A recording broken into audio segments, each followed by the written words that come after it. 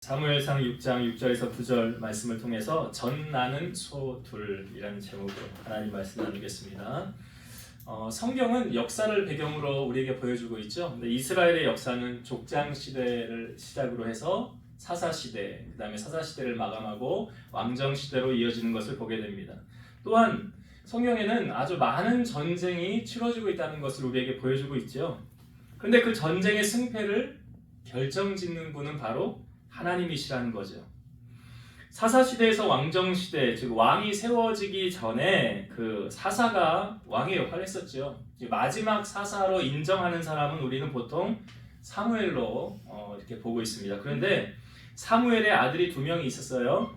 사무엘이 늙었을 때에 그 두 아들을 이스라엘의 사사로 세웁니다. 장남의 이름이 요엘이고 차남이 아비야예요. 그런데 이 아들들이 사무엘의 행위를 따르지 않고 이익을 따라 뇌물을 받고 판결을 굽게 하게 됩니다. 그러니까 이거 보면 참 사무엘도 자식 농사는 실패했구나 라는 거 보게 되죠. 세상에서 가장 어려운 농사가 어떤 농사인지 아시죠? 자식 농사죠. 사무엘의 그 탄생 배경은 우리가 사무엘상 1장 앞부분에 보면 우리에게 아주 상세하게 잘 알려주고 있죠. 엘가나라는 사람이 있었는데 두 아내가 있었습니다.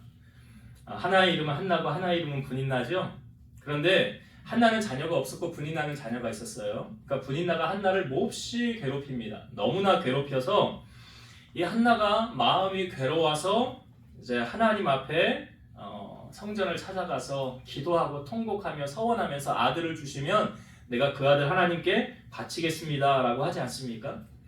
여러분, 억울한 일이 있든지 괴로운 일이 있든지 답답한 일이 있든지 그 어디로 가면 해결될까요? 성경은 아주 단순하게 알려주고 있습니다. 하나님 앞으로 가면 돼요. 하나님 앞에 가면 하나님 해결해 주세요. 왜냐하면 한나를 통하여 우리에게 보여주십니다. 여러분, 한나를 임신하지 못하게 하신 분이 누구시래요? 사무엘상 1장 6절 여호와께서 그에게 임신하지 못하게 하심으로 그의 적수인 브닌나가 그를 심히 격분하게 하여 괴롭게 하더라. 한나를 임신하지 못하게 하신 분이 누구라고요? 하나님이라고요. 그러면 한나의 태의 문을 누가 열어주셔야 돼요? 하나님이 열어주셔야 돼요. 그럼 한나는 하나님 앞에 가면 그 문제 해결받는다는 것을, 그 원리를 성경은 우리에게 지금 알려주고 있는 거죠. 그래서 하나님 앞에 엎드리면 하나님이 그래 너 기도 내가 들었어 응답을 해주시는 거예요. 여러분, 우리가 하나님께로부터 기도해서 응답을 받는 경우는 아주 여러 가지 케이스가 있습니다. 응답에는 세 종류가 있다고 그러죠. 즉각 응답이 있고, 시간을 두고 하나님이 나중에 들어주시는 것이 있고, 하나는 응답하지 않는 것도 응답이다라고 하지 않습니까? 근데 한나가 그 성전에서 기도할 때 당시 제사장이 엘리잖아요. 엘리 제사장이 한나에게 와서 한나가 기도를 하는데 이렇게 기도했다는 거죠. 입만 뻐끔뻐끔하고 아무 말도 하지 않으니까 엘리가 보기에는 아유 저거 술 취해가지고 낮부터 교회 와가지고 저거 뭐하고 있는 거야, 주정하고 있는 거야, 너 술 취해서 뭐 하는 거야 그랬더니 이렇게 말하죠. 한나가 저는 술 취한 게 아니라요 마음이 괴로워서 여호와 앞에 내 심정을 통한 것입니다 이렇게 얘기를 하니까 그때 엘리가 이렇게 말하죠. 평안히 가라. 이스라엘의 하나님이 네가 기도하여 구한 것을 허락하시기를 원하노라. 그러니까 하나님, 우리가 기도할 때 직통계시로 우리에게 말씀하시는 경우도 있고요. 마음의 응답으로 하나님이 내게 말씀하시는 경우도 있어요. 그런데 하나님이 다른 사람의 음성을 통해서 우리에게 응답하시는 경우도 많습니다. 그러니까 기도원도 그러지 않았습니까? 기도원도 그 전쟁을 하러 나아갈 때에 우리는 전쟁 숫자 300명밖에 안 되는데 어떻게 저들하고 싸워 이기느냐라고 말할 때 하나님이 적진으로 들어가 봐라. 그리고 그 적들이 하는 이야기를 들어봐라. 그랬더니 이 적군이 뭐라고 얘기하냐면 내가 꿈을 꿨는데 한 보따리가 이렇게 굴러 들어왔어. 그러더니 그 보따리가 쫙 펴지더니 우리를 다 쳐서 멸했어. 그랬더니 옆에서 뭐라고 해석을 해요? 그거 기드온이네. 기드온이 우리를 다 쳐서 멸하겠다는 거네. 그게 뭐예요? 기드온이 거기 가서 뭘 들은 거예요? 하나님의 응답을 들은 거잖아요. 하나님께서 지금 이제 한나가 기도할 때 누구를 통하여 응답을 하십니까? 엘리를 통하여 응답하시고 있어요. 제사장을 통하여 응답을 하시고 있어요. 그러니까 하나님은 사람을 통해서도 하나님 우리에게 응답을 하시는 거예요. 여러분, 우리가 주의 제단 앞에 나왔을 때 하나님의 말씀을 들을 때도 겸손한 마음으로 사람의 말로 듣는 것이 아니라 하나님의 음성으로 들어야 그 말이 내게 은혜가 되고 하나님께서 지금 세우신 주의 종을 통해서 내게 하나님 말씀하고 계시는 거구나. 이렇게 우리가 받아야 하나님의 말씀에 은혜를 받을 수가 있다는 거죠. 세운 목회자가 하나님 말씀을 전할 때 사도 바울이 그래 데살로니가 교인들을 향하여 너희가 내가 복음을 전할 때 사람의 말로 받지 아니하고 하나님의 말씀으로 받으니 참 감사하다 그래요. 왜 감사했느냐? 그 말씀이 너희 믿는 자 가운데서 역사가 일어나느니라. 그러니까 사람 말로 받으면 은혜 하나도 안 돼요. 근데 하나님이 내게 지금 말씀하시는 거다라고 받으면 은혜가 되어진다는 거죠. 그래서 목회자를 볼 때 사람의 종으로 아닌 하나님의 종으로 이제 인정하고 그 말씀을 들을 때 그 말씀의 은혜가 되어지는 거예요. 히브리서 13장 17절 보면 너희를 인도하는 자들에게 순종하고 복종하라. 그들은 너희 영혼을 위하여 경성하기를 자신들이 청산할 자인 것 같이 하느니라. 이게 무슨 말인지 아시겠습니까? 여러분들이 죄를 짓고 잘못했을 때 목회자는 그것을 끌어안고 마치 나의 죄처럼 가지고 하나님 앞에 회개한다는 거예요. 이게 모세가 그렇게 했잖아요. 금송아지 섬겼을 때 모세가 백성들 앞에 하나님 앞에 나아갈 때 모세가 잘못했습니까? 아니잖아요. 백성들이 잘못했는데 모세는 뭐라고 그래요? 하나님 이 백성의 죄를 용서해 주세요. 그러지 않으면 생명책에서 내 이름을 지워주세요 라고 모세가 강구했잖아요. 목회자의 심정이 그런 거예요. 그렇게 경성하기를 자신들이 청산할 자인 것 같이 하느니라. 그 다음에 그들로 하여금 즐거움으로 이것을 하게 하고 근심으로 하게 하지 말라. 그렇지 않으면 너희에게 유익이 없느니라. 주의 일을 하는 사역자들로 하여금 목회를 즐거움으로 하게 하라. 만약 근심으로 하게 하지 말라. 근심으로 하면 누구에게 유익이 없대요? 너 나에게 유익이 없는 거예요. 내가 손해라는 거예요. 내가. 왜 이런 말씀을 우리에게 주고 있습니까? 여러분 잘 보세요. 목회도 이제 관계거든요. 하나님과 우리와의 관계잖아요. 이웃 관계잖아요. 그러니까 목회자와의 관계에서 이게 관계가 틀어지면 은혜가 될까요? 안 될까요? 은혜 못 받습니다. 관계가 틀어지면 은혜 안 돼요. 그러니까 내가 섬기는 교회 목회자와 지금 내가 갈등 관계가 있으면 갈등 관계에 있다? 그럼 누구 손해예요? 나 손해예요. 그거 아셔야 돼요. 내가 손해예요. 왜요? 내가 은혜가 안 되거든. 내가 은혜를 못 받거든요. 우리가 여러분 신앙생활 할 때 제가 점검할 수 있는 방법 여러분 알려줬죠. 내가 지금 신앙생활 잘하고 있는가 잘못하고 있는가 어떻게 점검하라고 그랬어요? 십자가 보면 돼요. 하나님과 나와의 관계가 지금 어떤지, 내가 하나님을 지금 이전보다 더 뜨겁게 사랑하고 있는지, 그렇지 않은지, 아니면 하나님과 나와의 관계가 지금 대면대면한가, 옆집 아저씨 같은가, 아니면 내 친정아버지 같은가, 나의 아버지 같은가. 그 관계를, 하나님과 나와의 관계를 늘 십자가를 보면서 점검하는 거예요. 그리고 또 하나는 무엇입니까? 옆으로 행한 건 뭐예요? 내 이웃을 내 몸과 같이 사랑하라 그랬잖아요. 이웃과의 관계를 보면서 특히 여러분 목회자와의 관계가 내가 지금 어떤가 잘 보세요. 제가 설교할 때 이 얘기 자주 하죠. 여러분이 하나님과 관계가 좋으면 목사님과의 관계가 좋을까요? 나쁠까요? 경험해 보셨잖아요. 경험 안 해보셨어요? 다 경험해 보셨잖아요. 내가 하나님과의 관계가 좋으면 목회자의 관계가 좋아요. 그리고 내 이웃, 내 형제 자매와 내 성도들과의 관계가 너무 좋아요. 참 희한하죠. 그래서 성경은 이렇게 말하죠. 눈에 보이지 않는 하나님을 사랑하고 눈에 보이는 형제 자매를 사랑하지 않는 자는 거짓말하는 자다. 어떻게 눈에 보이지 않는 형제 자매를 사랑하지 않으면서 눈에 안 보이는 하나님을 사랑할 수 있다고 하느냐? 거짓말하는 자래요. 그러니까 당연히 이렇게 연결되는 거죠. 나 하나님 너무 사랑해. 그러면 내 형제 자매를 사랑하게 돼 있다는 거예요. 이게 이렇게 연결이 되는 거예요. 그래서 우리의 자신의 믿음을 날마다 점검하라. 고린도후서 13장 5절 너희는 믿음 안에 있는가 너희 자신을 시험하고 너희 자신을 확증하라. 예수 그리스도께서 너희 안에 계신 줄을 너희가 스스로 알지 못하느냐? 그렇지 않으면 너희는 버림받은 자니라. 내가 믿음 안에 있는가 내 자신을 뭐 해보래? 시험해보고 또 확증하라. 그래서 여러분 믿음은 모든 사람의 것이 아니다라고 성경은 말하잖아요. 모두 다 믿음 있는 사람이 아니래요. 어떤 사람이 세상을 이기는 사람입니까? 요한일서 5장 4절. 무릇 하나님께로부터 난 자마다 세상을 이기느니라. 세상을 이기는 승리는 이것이니 우리의 믿음이니라. 하나님께로부터 난 자는 세상을 이긴대요. 왜? 내 힘으로 이기는 게 아니에요. 하나님이 주시는 믿음으로 이기는 거예요. 그래서 진짜 믿음과 가짜 믿음은 시련 속에서, 세상 속에서 다 드러나는 거죠. 그래서 하나님을 기쁘시게 해드린 것, 여러분 집사님 기도하시죠. 우리 하나님을 우리가 무엇으로 기쁘시게 해드릴 수 있대요? 믿음이 되잖아요. 히브리서 11장 6절. 믿음이 없이는 하나님을 기쁘시게 하지 못하나니 하나님께 나아가는 자는 반드시 그가 계신 것과 또한 그가 자기를 찾는 자들에게 상 주시는 이심을 믿어야 할지니라. 믿음이 있고 없고의 차이가 뭐냐? 하나님을 기쁘시게 해드리느냐 그렇지 않느냐. 그러니까 하나님을 아느냐 모르느냐 여기서부터 시작될 수 있겠죠. 우리가 구원도 무엇으로 받는데요? 돈으로 구원받는데요? 아니래잖아요. 우리 아이들이 부르는 이 복음성가에도 있잖아요. 돈으로도 못 가요 하나님 나라, 힘으로도 못 가요 하나님 나라, 거듭나면 가는 나라 하나님 나라, 믿음으로 가는 나라 하나님 나라. 여러분 구원도 믿음으로 받는 거래잖아요. 에베소서 2장 8절. 너희가 그 은혜에 의하여 믿음으로 말미암아 구원을 받았나니 이것이 너희에게서 난 것이 아니요 하나님의 선물이라. 여러분 이 믿음이 얼마나 중요하느냐. 그러니까 아브라함도 그의 믿음을 이삭을 바침으로 행함으로 믿음 보였잖아요.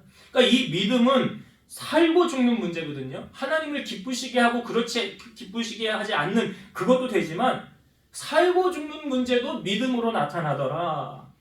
그러니까 제가 아까 한나가 성전에서 기도할 때 당시 제사장이 엘리였죠. 엘리에게는 두 아들이 있었어요. 홈니와 비느하스. 아버지가 제사장이면 당연히 아들도 제사장이야. 이 두 아들도 제사장이었어요. 근데 이들이 제사장으로 있던 시대에 블레셋과 전쟁이 있었습니다. 근데 이스라엘이 패배했어요. 그리고 4,000명가량 죽게 되었어요. 야, 우리가 전쟁에서 왜 졌느냐? 이 장로들이 모여서 회의를 한 거예요. 아니 여호와께서 어찌하여 우리에게 블레셋 사람들에게 패하게 하셨는고? 하나님의 언약궤를 가지고 오지 않아서 우리가 원수들의 손에서 졌구나. 그러니 실로에 있는 여호와의 궤를 가져다가 다시 한번 전쟁을 해보자 하고 여호와의 언약궤를 실로에서 메어서 전쟁터로 끌고 옵니다. 이 여호와의 언약궤가 전쟁터에 들어올 때 이스라엘 백성들이 막 큰 소리를 치며 외치니까 막 땅이 울렸어요.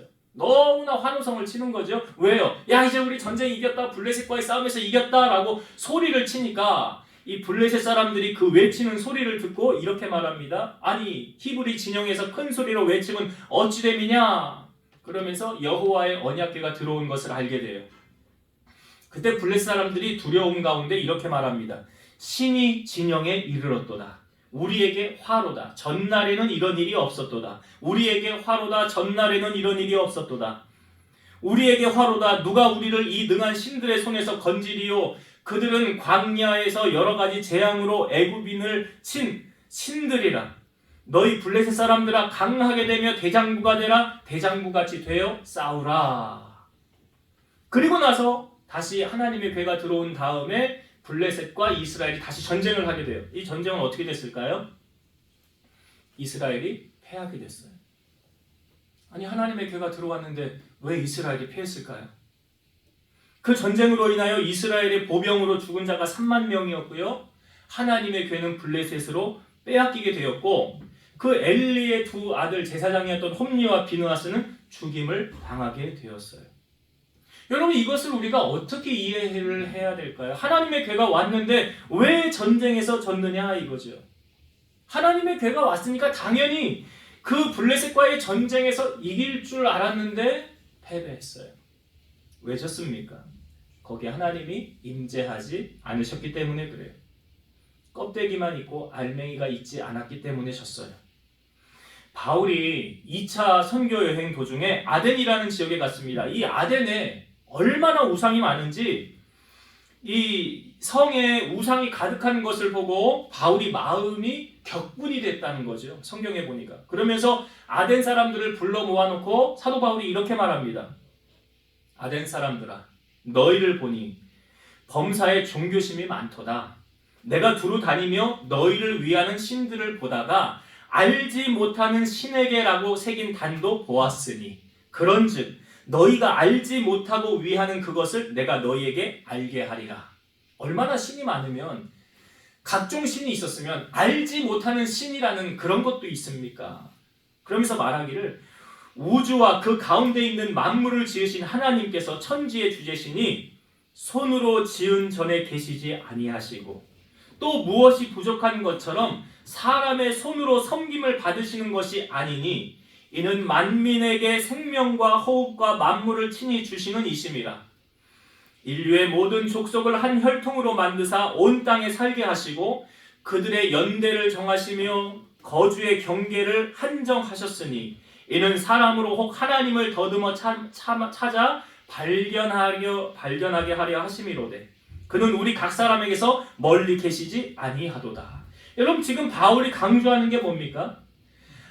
아덴에는 이 새긴 우상을 보면서 그건 다 가짜라는 거예요. 너희들이 섬기는 이 우상은 다 가짜라는 거예요. 하나님은 그런 물건에 있는 게 아니다. 하나님은 우리 각 사람 안에 계신다 라는 것을 말하는 거예요.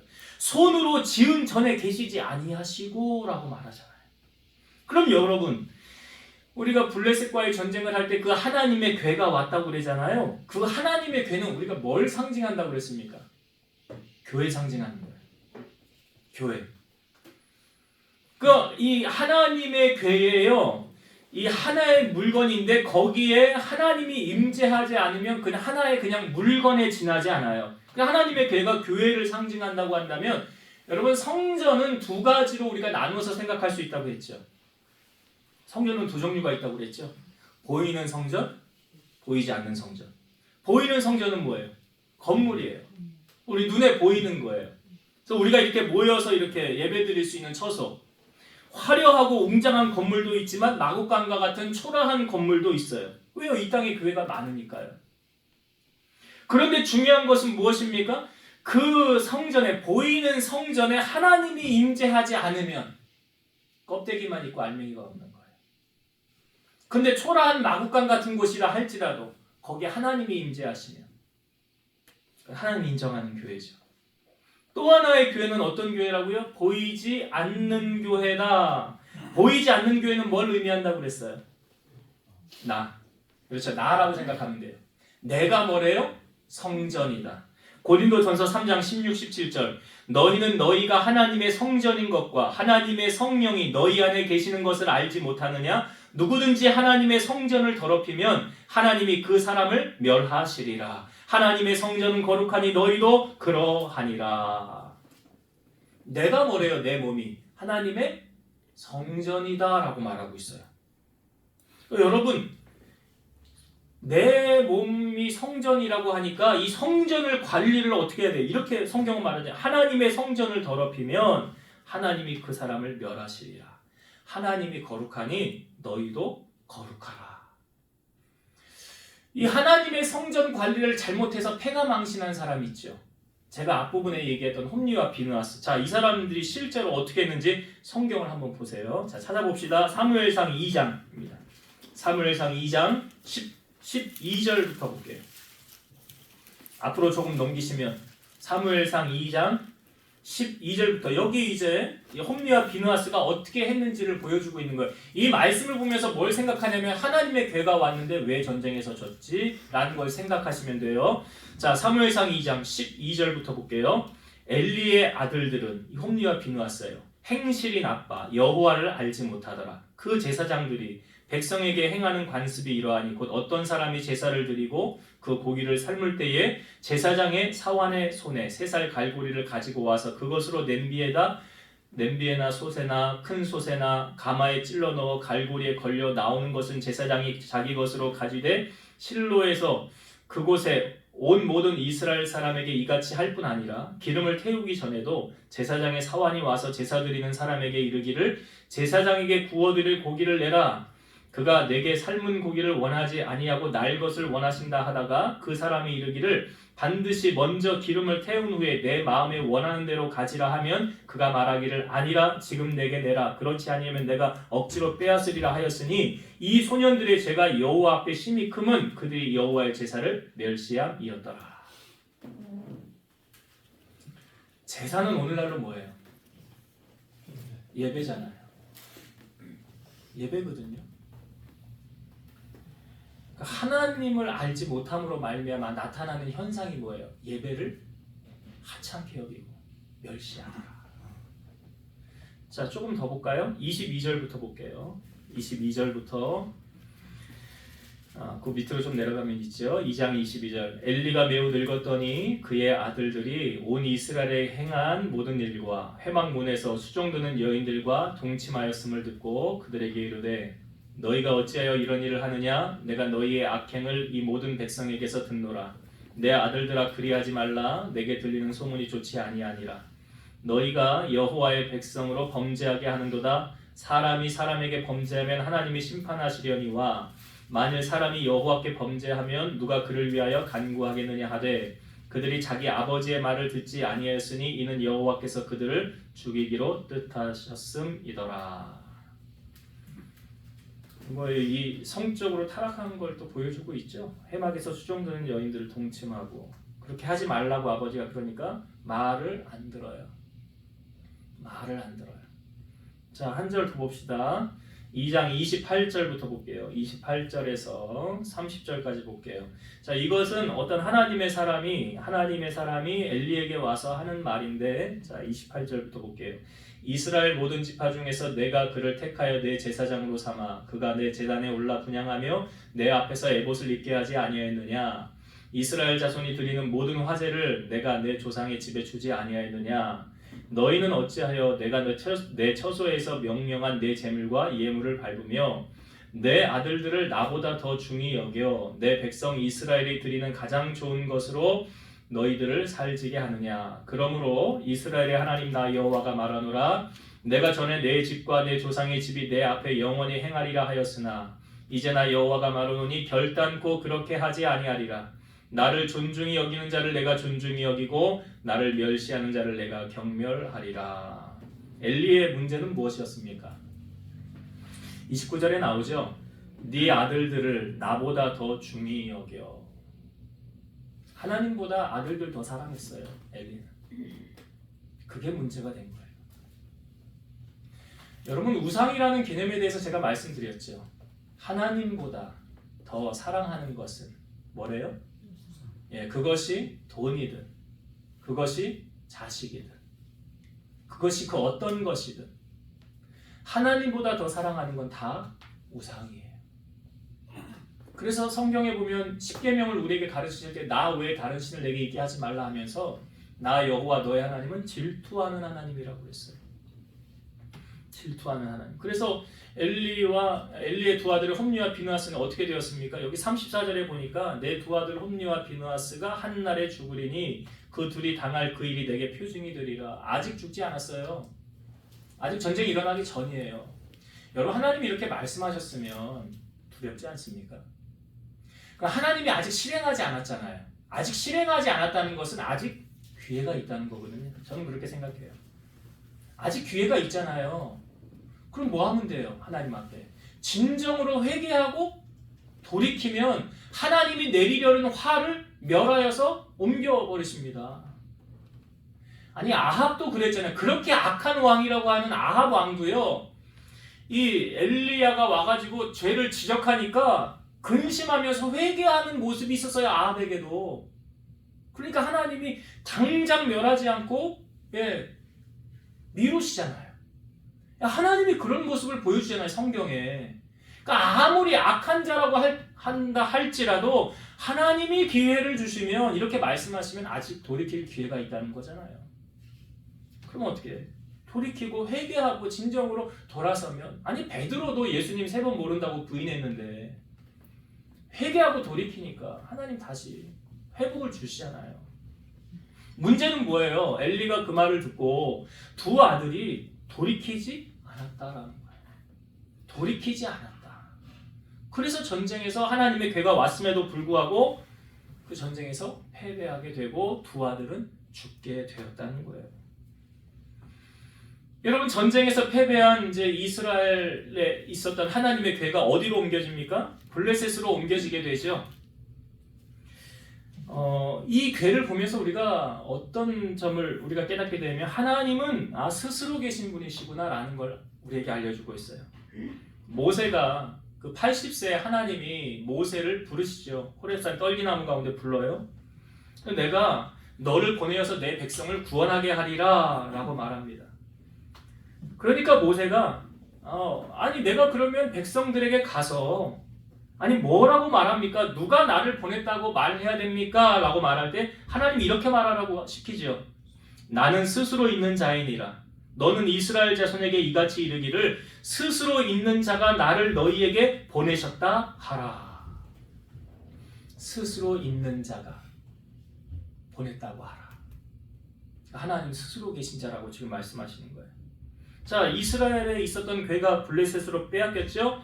처음에 아스돗이라는 곳에 도착을 했는데 여기 다곤 신이 있었던 곳이죠. 그 다곤 신 옆에 하나님의 괴를 뒀잖아요. 근데 다음날 들어가 보니까 다곤 신이 하나님의 괴 앞에 엎드려 있었어요. 누가 우리 신을 이렇게 해놓은 거야? 하고 똑바로 세워놓고 다음날 들어가 보니까 그 다음날에는 다곤 신의 손목과 발목, 이 목이 떨어져 나가 있었죠. 누가 이렇게 했냐고. 그런데 거기서 끝난 것이 아니라 그 지역에 큰 질병, 종기가 돌기 시작했어요. 그러니까 이게 혹시 하나님의 괴 때문에 그런 게 아니냐 하면서 이 아스돗에서 가드 지역으로 옮깁니다. 그러니까 그곳에서도 여호와의 손이 심히 큰 환난으로 작은 자나 큰 자나 다 악한 종기가 몸에서 나기 시작하는 거예요. 그러니까 이 가드 사람이 이 에그론으로 이 하나님의 괴를 옮깁니다. 그러니까 에그론 사람들이 이렇게 부르짖는 거예요.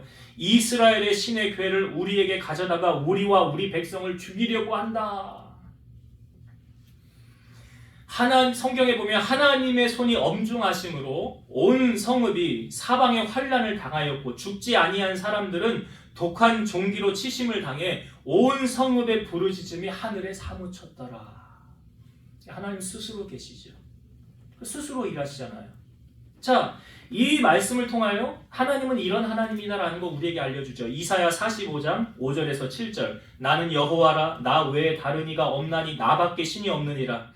너는 나를 알지 못하였을지라도 나는 네 띠를 동일 것이요 해 뜨는 곳에서든지 지는 곳에서든지 나밖에 다른 이가 없는 줄을 알게 하리라. 나는 여호와라, 다른 이가 없느니라. 나는 빛도 짓고 어둠도 창조하며 나는 평안도 짓고 환난도 창조하나니 나는 여호와라, 이 모든 일들을 행하는 자니라 하였노라. 지금 블레셋 지역에 독종이 나고 그냥 질병으로 그냥 부르짖고 환난이 나고 그 환난도 누가 창조하는 거래요? 하나님이요. 평안도 누가 창조한대요? 하나님이요. 빛도 어둠도 하나님이 창조하신대요. 여러분, 하나님은 스스로 계신 자가 맞지요. 블레셋 지방에 지금 이스라엘 백성 아무도 없잖아요. 그럼에도 불구하고 하나님 혼자 다 일하고 계시잖아요. 그러니까 이 블레셋 지방에 있는 사람들이 이 고통을 당할 때 야, 이거 하나님의 괴 때문에 그런 거 아니냐? 그러면서 이 괴를 다시 이스라엘로 돌려보내자라고 말합니다. 그러면서 어떠한 방법으로 그러면 돌려보내면 좋을까라고 말할 때 한 번도 멍에를 메어보지 않은 젖 나는 소 2마리를 가져다가 한 결의로 묶고 저들이 같은 방향으로 가면 이것이 하나님이 우리에게 내린 재앙이요. 만약에 다른 곳으로 가면 이거는 우연히 우리에게 재앙이 임한 것이니라. 여러분, 동물들이요 본능이 있잖아요. 동물들이 이제 새끼를 낳으면 되게 예민합니다. 강아지 저도 예전에 키워서 새끼 난 것을 봤었는데 그때요 다른 사람이 새끼 만지려고 그러면 못 만지게 해요. 막 이를 드러내면서 막 짖고 해하지 못하게 합니다. 근데 주인이 가면 주인은 알잖아요. 밥을 주고 해야지 않는 걸 알기 때문에 주인이 가서 만지는 거는 아무렇지 않은데 낯선 사람이 와서 그러면 절대 못하게 해요. 더욱이 지금 이 소 2마리를 선택할 때 어떤 소를 골랐습니까? 이제 막 새끼를 난 젖먹이는 암소 2마리를 골랐다는 거예요. 그러면 본능적으로 동물들은 어디를 향하게 되냐? 새끼를 향하여 가게 돼 있어요. 이게 본능이에요, 동물의. 그런데 자, 이 두 마리를 이제 선택을 해서 한 결의로 이제 접은 거죠. 이 멍에를 매보지 않았다는 건 뭘 의미합니까? 농사를 져보지 않았다는 거예요. 그러니까 사람의 손으로 지시를 받지 않았다는 거예요. 자유분방하다는 거 말하는 거잖아요. 자기 가고 싶은 대로 가는 소라는 거잖아요.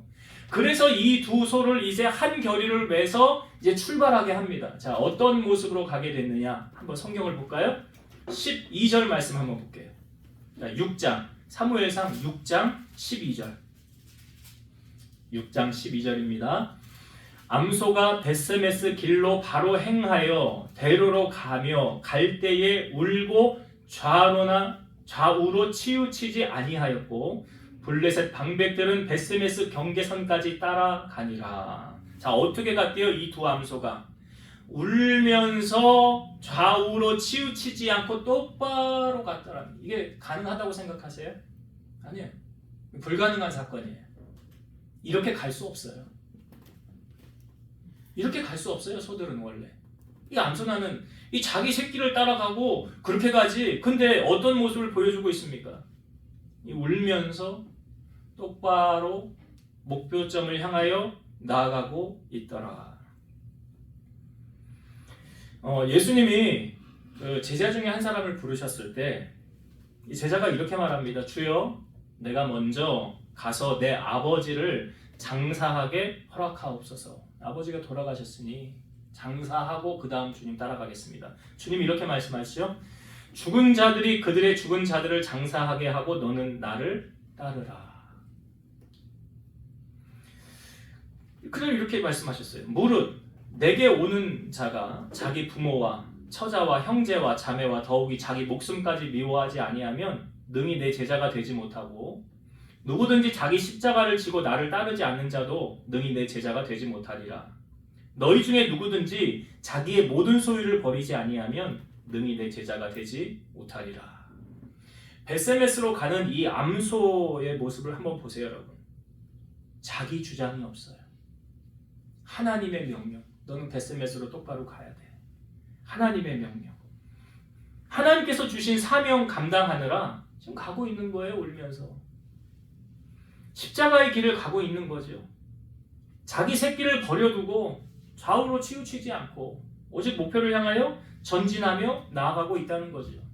이 벳세메스의 암소를 보는 이 모습을 바로 우리의 모습이 되어야 된다라고 주님 말씀하시죠. 마태복음 10장 37에서 39절. 아버지나 어머니를 나보다 주님보다 더 사랑하는 자는 내게 합당하지 아니하고 아들이나 딸을 나보다 더 사랑하는 자도 내게 합당하지 아니하며 또 자기 십자가를 지고 나를 따르지 않는 자도 내게 합당하지 아니하니라. 자기 목숨을 얻는 자는 잃을 것이요 나를 위하여 자기 목숨을 잃는 자는 얻으리라. 주님을 위해 죽고자 하는 자는 살고 자기를 위하여 살고자 하는 자는 죽으리라 라고 말하고 있죠.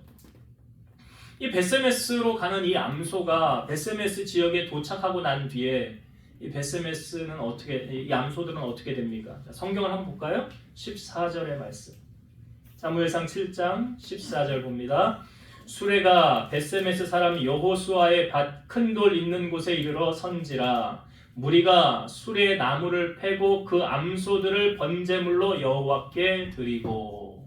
이 암소들 어떻게 됐어요? 번제물로, 희생제물로 하나님 앞에 드려졌더라. 이들이 결론의 삶이 이러했어요. 이들이 끝이 이러했어요. 여러분, 성경은 우리가 하나님 앞에 예배 드릴 때 우리 자신을 암소처럼 희생제물로 드리라라고 말하고 있죠. 로마서 12장 1절. 그러므로 형제들아, 내가 하나님의 모든 자비하심으로 너희를 권하노니 너희 몸을 하나님이 기뻐하시는 거룩한 산 제물로 드리라. 이는 너희가 드릴 영적 예배니라. 하나님께 드릴 온전한 영적 예배는 뭐래요? 우리의 몸을 산 제물로 드리는 것. 내가 지금 희생 제물이 되어서 하나님이 받으시는 제물로 올려드리는 것이 뭐래요? 영적 예배다. 그래서 예배자는 자신의 희생을 하나님께 드리는 자예요.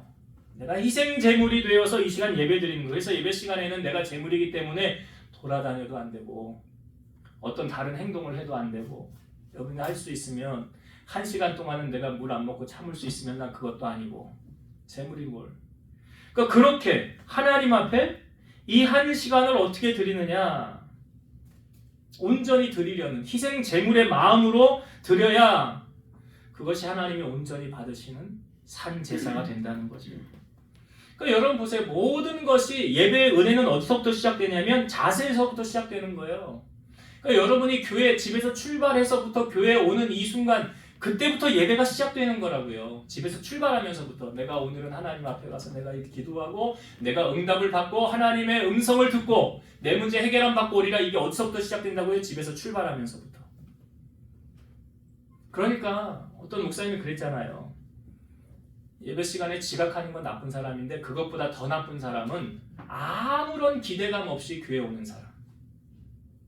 그러니까 하나님께 나아가는 자는 반드시 그가 계신 것과 자기를 찾는 자들에게 상 주시는 이심을, 나 오늘 상 받고 가야지, 나 오늘 응답 받고 가야지, 나는 하나님을 만나고 가야지, 이런 자세에서부터 예배가 시작되어지는 거라는 거죠. 그래서 요한복음 4장 24절, 하나님은 여기시니 예배하는 자가 영과 진리로 예배할지니라. 어떻게? 내 몸을 산제물로 드리면서.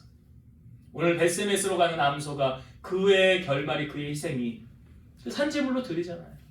우리의 삶이 하나님 앞에 그렇게 되어져야 된다라는 거죠. 이제 말씀을 정리하고 마치겠습니다. 여러분, 이스라엘과 블레셋에게 전쟁을 했는데 처음에 전쟁에서 졌지요. 왜 졌지? 하나님의 괴가 안 와서 졌구나. 하나님의 괴를 가지고 왔어요. 두 번째 전쟁했는데 이겼어요, 졌어요? 졌어요. 왜 졌습니까? 하나님의 괴가 있는데 껍데기만 있어요. 거기 하나님이 임재하지 않으니까, 하나님이 함께하지 않으니까 진 거예요. 여러분, 우리 몸이 하나님의 성전이라고 하지 않았습니까? 여러분들의 삶의 현장에서 여러 가지 전쟁을 치룰 때에 전쟁에서 승리하길 원하십니까? 그러면 하나님이 나와 함께 하시기를 기도하세요. 하나님이 나와 함께 하지 않으면 껍데기만 있는 건데, 그러면 이스라엘이 지금 블레셋하고 전쟁에서 진 거하고 똑같은 원리 아니에요? 하나님이 나와 함께 하시면 이기는 거예요. 그러나 하나님이 나와 함께 하지 않는다면, 그 여러분들의 몸이 뭐라고요? 성전이라고요. 잘 기억하세요. 내 몸 하나님의 성전이다. 어떻게 관리해야 되겠는가? 내 몸이 성전이라고요. 그걸 꼭 잊지 마세요. 그래서 이스라엘이 전쟁에서 패배한 원인은 껍데기만 있었지 하나님이 임재하지 않으니까. 그런데 오히려 블레셋 지방에 갔을 때는 거기는 어떻게 됐어요? 스스로 계신 하나님이 일하시잖아요. 이스라엘 백성 아무도 없잖아요, 거기에. 근데 하나님의 괴가 있는데 거기 하나님이 일하시잖아요. 이걸 통해서 하나님은 평안도 또 환난도 창조하시고 빛도 어둠도 창조하시고 온 세상을 통치하시고 다스리고 계신다는 것, 여호와의 영광이 온 땅을 덮음같이, 물이 바다를 덮음같이 여호와의 영광을 우리는 인정해야 된다는 거죠. 그래서 하나님은 스스로 일하고 계세요. 성경의 시편에 하나님은 졸지도 아니하시고 주무시지도 않으신대잖아요. 오늘 우리를 위해요 일하고 계신 하나님이시다. 그리고 마지막으로 벳세메스로 가는 이 암소를 바라보면서 한 번도 멍에 매보지 않았어요. 그리고 새끼가 있어요. 그러면 당연히 암소는 어디를 향하여 가게 돼요? 새끼를 향하여 가야지. 그런데 하나님이 부르셨어요. 뭐 하라고? 사명 감당하라고. 그럼 어떻게 해요? 벳세메스로 가는 거예요. 사명자는 뒤를 돌아보지 않아요. 여러분, 주님이 가장 사랑하는 그런 하나님이 받으시는 온전한 예배를 우리가 드리길 원한다면 우리의 몸을 산제물로 하나님 앞에 드리는 거예요. 그리고 하나님은 예배자를 찾으시고 그 예배를 통해서 영광을 받으신다는 거죠. 그래서 오늘 벳세메스로 가는 이 암소의 모습이 오늘 우리의 모습이 되기를 원하고, 주님이 보시기에 가장 아름다운 예배자로 그렇게 드려짐을 통해서 하나님께 응답받고 하나님을 만나고 승리하는 삶을 살아가는 여러분 되시기를 주의 이름으로 축원드립니다. 기도하시겠습니다. 오늘도 살아서 역사하신 하나님 감사합니다. 지금도 우리 하나님은 스스로 계시고 모든 만물을 통치하시고 다스리십니다. 그리고 전쟁의 승패도 하나님의 손안에 있음을 우리에게 알려주셨습니다. 그 하나님이 우리의 편이 되어주시면 우리는 전쟁에서 승리하는 것이지만 우리 편 되어주지 아니하시면 우리는 전쟁에서 패배할 수밖에 없습니다. 그러기에 우리의 몸을 하나님이 기뻐하시는 성전 되게 하시고 하나님 앞에 우리의 몸을 산제물로 날마다 드려 여호와를 기쁘시게 하는 예배자로 세상에서 승리하며 하나님의 도움을 날마다 경험하는 우리 성도들이 다 되게 하여 주옵소서. 예수님 이름으로 기도드리옵나이다. 아멘.